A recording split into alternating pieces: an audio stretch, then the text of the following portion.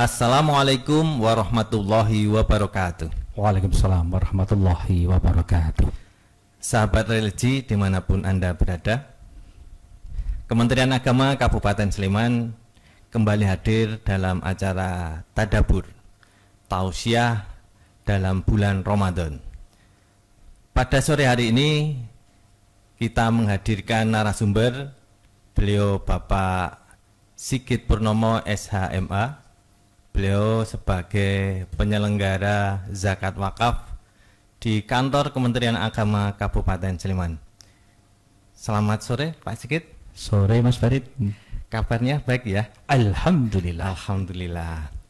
Nah, pada kesempatan kali ini kita mengangkat tema yang bagus, yaitu zakat untuk kemakmuran umat.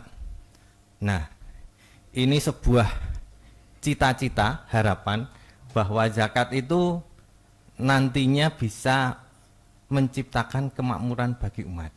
Nah, sebelum kita membedah lebih lanjut tentang zakat ini, biar nanti pemirsa juga mengetahui, paham tentang zakat, dari pandangan Islam itu zakat bagaimana Pak?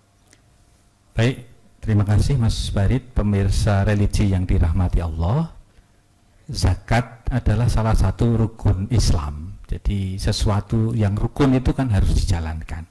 Untuk itu menjadi wajib ya bagi umat Islam, terutama yang sudah mampu, karena zakat adalah sebagian harta yang dikeluarkan oleh seseorang atau badan usaha untuk kemakmuran umat. Jadi ini intinya adalah kepedulian dan berbagi.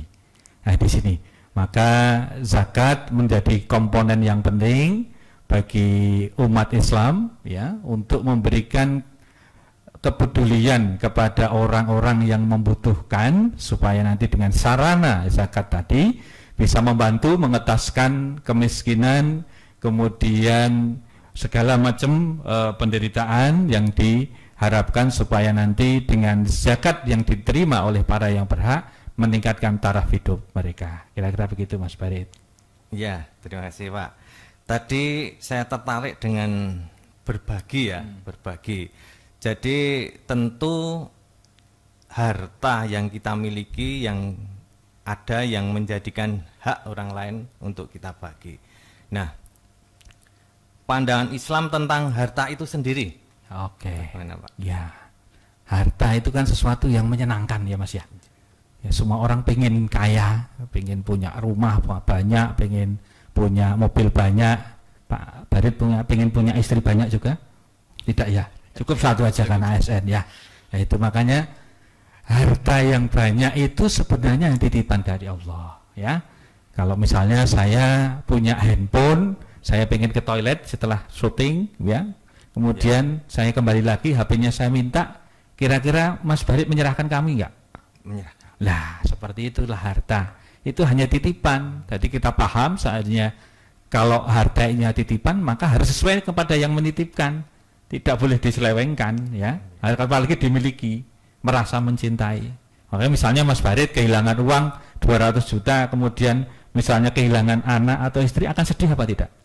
Sedih. Nah, sedih. Nah, itu karena memang kita cenderung hubud dunia, terlalu cinta kepada dunia, sehingga kita itu kadang-kadang tidak sadar bahwa itu semuanya milik Allah saja ya, hanya harta titipan saja. Makanya saya ingatkan kepada ibu-ibu, ini sudah di bulan Ramadan di akhir, jangan banyak-banyak ke mall. Jadi jangan banyak hanya zakat mall saja, tapi zakat malnya itu harus dipikirkan.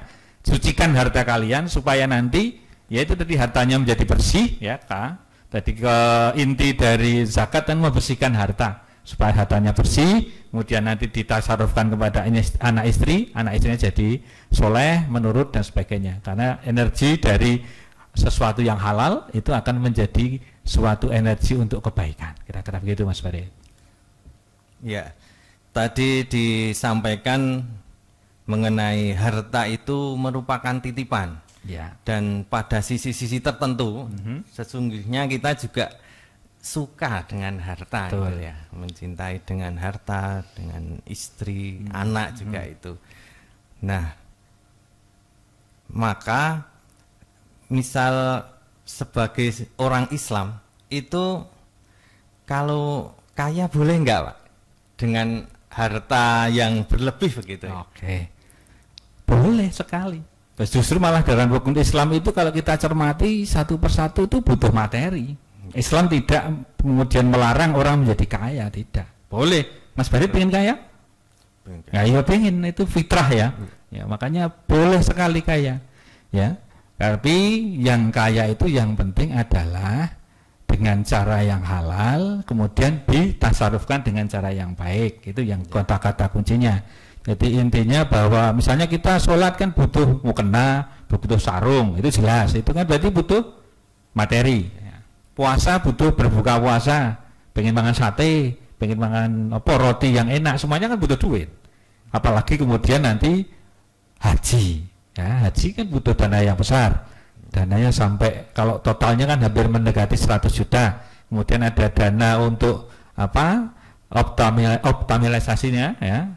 Itu menjadi sekitar 50 juta. Nah, itu makanya kan butuh dana yang besar. Jadi jadilah orang Islam yang kaya itu lebih disukai daripada umat Islam yang lemah karena bisa berbagi, bisa menggerakkan umat untuk kemakmuran bersama. Kira-kira begitu, Mas.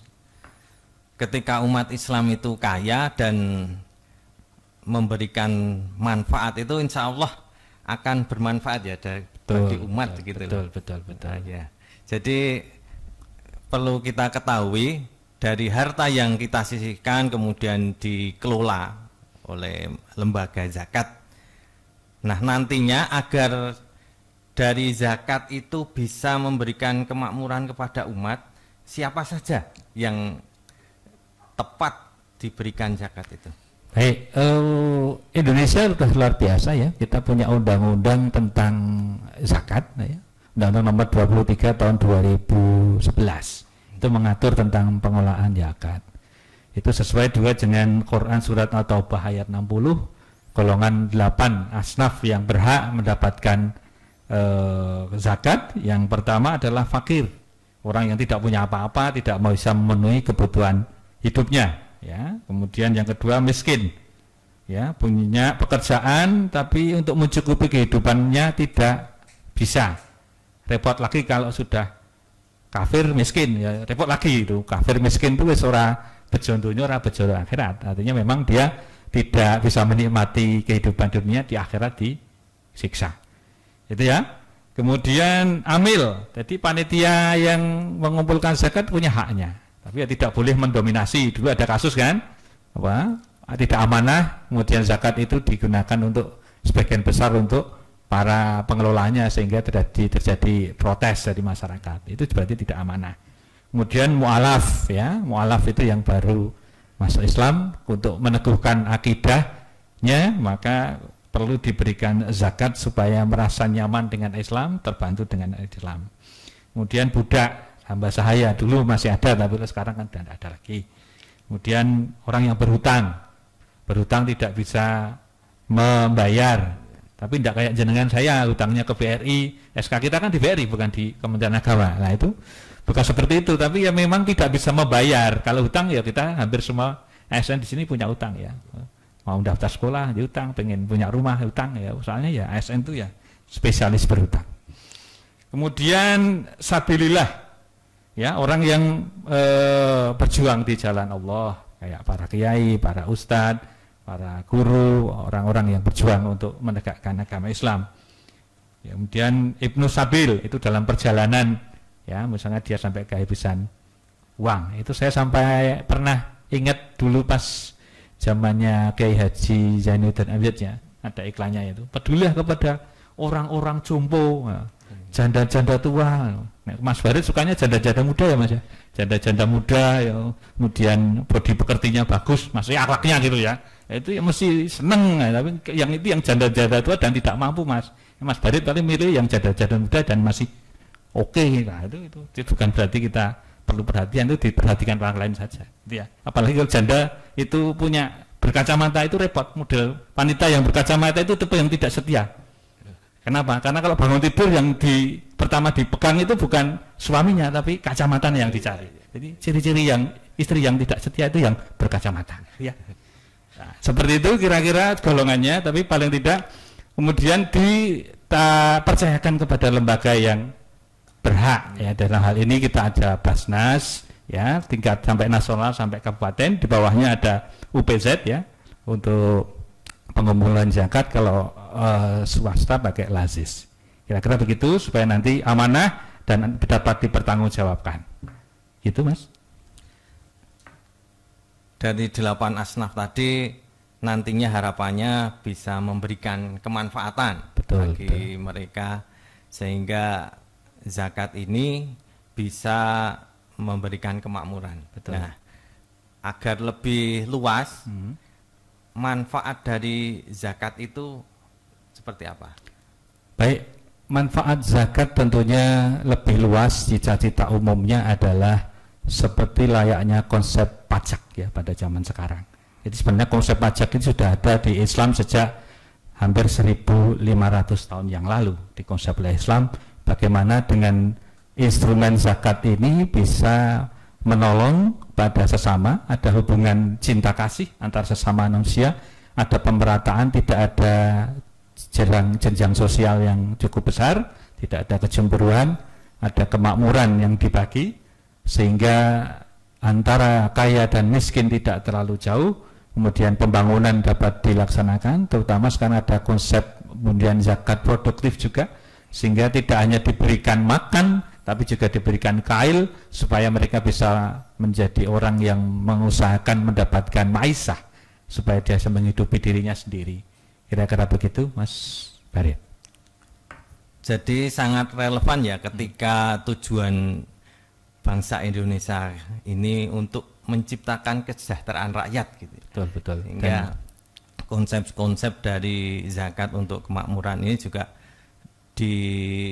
masuk di lerung-lerung bangsa kita. Betul. Nah, sebagai akhir dari pembicaraan kita, kami mohon closing statement dari Bapak Sigit Purnomo. Kami silakan.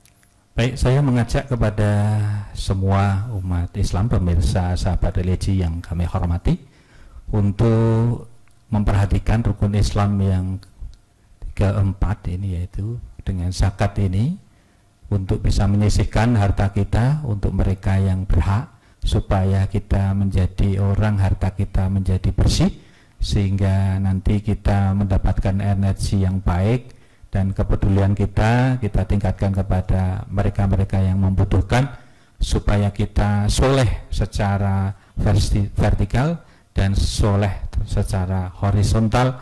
Berarti kita dekat dengan Allah, juga dekat dengan umat manusia. Jadi orang yang dibenci oleh Allah salah satunya ada orang yang kikir, Mas. Ya, ini saya closingnya ada sedikit cerita, boleh Mas Barit? Oke, saya mau cerita, ada seseorang yang sakit lama, seorang miliarder yang sakit lama, kemudian dia bernadar, kalau saya sembuh saya akan membangun masjid. Setelah ditunggu ternyata tidak sembuh.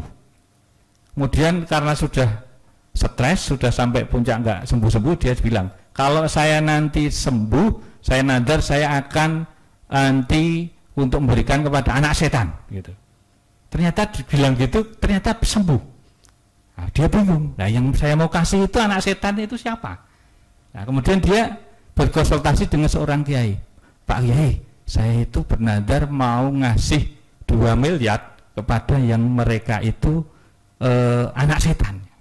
Kemudian Pak Kiai bilang anak setan itu 3. Yang pertama itu pemabuk, yang kedua itu tuna susila, yang ketiga itu orang yang kikir. Kemudian dia datang kepada suatu daerah yang terkenal pemabuk. Dia masuk sana, Mas, saya mau ngasih uang 2 miliar. Wah, jos ya. Seorang pemabuk ternyata badannya kering, yaitu tatonan sampai seluruhan badan, ya, sampai ke kuping, sampai ke hidung, sampai ke dahi, kayak pakaian batik melaku lah kayak gitu. Kemudian dia bilang, lah, kok kasih 2 miliar? Kenapa? Karena saya ini nadar kalau sembuh saya akan sedekah 2 miliar kepada anak setan. Kaget yang pemabuk itu, masuk ke kamar, bawa golok Mas, keluar memancing. Kok saya dikasih anak setan, saya tidak mau, saya keluar. Nah, kemudian dia menuju yang kedua, yaitu kepada seorang perempuan tuna susila. Tuna susila itu berarti penjual serabi, ya kira-kira begitu. Nah, dia kemudian ngasih tahu, Pak, saya mau ngasih sodako 2 miliar. Wah, dia dalam hati, wah hargaku naik ini 2 miliar ya. Loh, kenapa Pak saya dikasih 2 miliar? Ya, itu karena saya bernadar kalau saya sembuh tak kasihkan kepada anak setan. Dia kemudian masuk kamar, sama seperti pemabuk, membawa golok, ngejar sama yang mau ngasih. Kamu kurang ajar, dia bilang anak setan. Jadi 2 orang itu tidak berkenan atau tidak suka dikatakan anak setan. Yang ketiga, dia ketemu suatu daerah itu yang orang yang paling kikir di daerah itu. Ternyata yang paling kikir itu malah dia seorang haji, seorang yang suka umroh sudah tiap tahun, tapi dia itu tidak pernah sedekah teman-temannya sama tetangganya. Kemudian dia ngasih, Pak Haji, saya nggak mau ngasih 2 miliar untuk jenengan. Oke ya, terima kasih, saya terima. Kemudian, loh kok yang lain tanya, Pak Haji malah tidak tanya, kan uangnya untuk apa, dari mana gitu. Dia bilang, ini sodako untuk saya sembuh, karena saya bilang kalau anak setan itu tak kasih 2 miliar. Ternyata respon hajinya tidak seperti yang kita bayangkan. Tanya, tidak ada masalah saya itu, mau dikatakan anak setan, anak jin, anak genderuwo tidak ada masalah. Berarti ternyata orang yang tidak punya hati itu adalah orang-orang yang kikir seperti itu. Jadi jangan sampai kita termasuk orang-orang yang kikir, terlalu cinta kepada harta kita sehingga kita tidak peduli dengan sesama, tidak memamurkan umat Islam. Gitu Mas, closing statement saya. Terima kasih penjelasan dari Bapak Sigit Purnomo. Semoga apa yang kita cita-citakan, zakat memberikan kemakmuran bagi umat ini akan tercapai. Amin, amin. Sahabat religi dimanapun Anda berada, demikian tadi program dari Kemenak bersama dengan Bapak Sigit Purnomo, SHMH, penyelenggara zakat wakaf kantor Kementerian Agama Kabupaten Sleman. Semoga tayangan yang kita programkan ini memberikan kemanfaatan bagi kita semua. Dan selamat berjumpa pada sesi selanjutnya. Terima kasih. Wassalamualaikum warahmatullahi wabarakatuh.